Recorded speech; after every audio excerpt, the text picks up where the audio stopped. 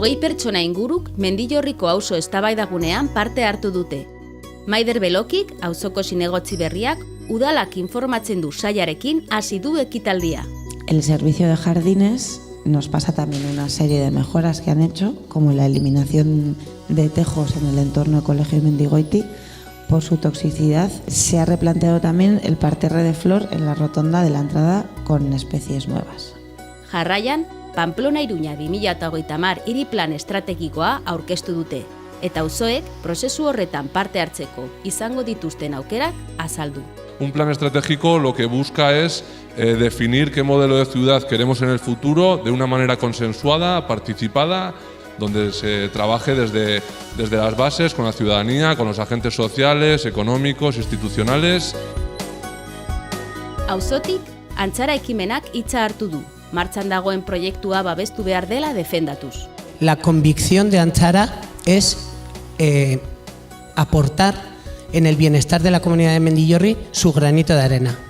No hay otra. Nosotros lo que planteamos es crear un barrio más rico, crear un barrio diferente, crear un barrio en el que todas las vecinas se sientan partícipes de algo y por qué no pasarlo bien.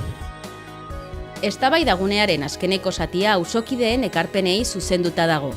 Ekarpenak erabaki online plataformatik eta aretora hurbildu diren lagunetik etorri dira.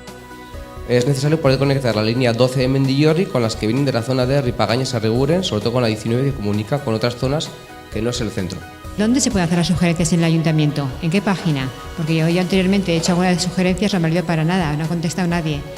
A ver si se podía hacer, pues eso, pues son 10 metros o así, de doble sentido para que podamos entrar al garaje por la calle San Juan de Dios. El tema de aparcamientos con el trinquete, siempre que hay cosas de gente de fuera que viene y tal, hay un problema para aparcar inmenso. Solicitan lavabos en las pistas baños, en las pistas polideportivas de la zona de la Chimenea.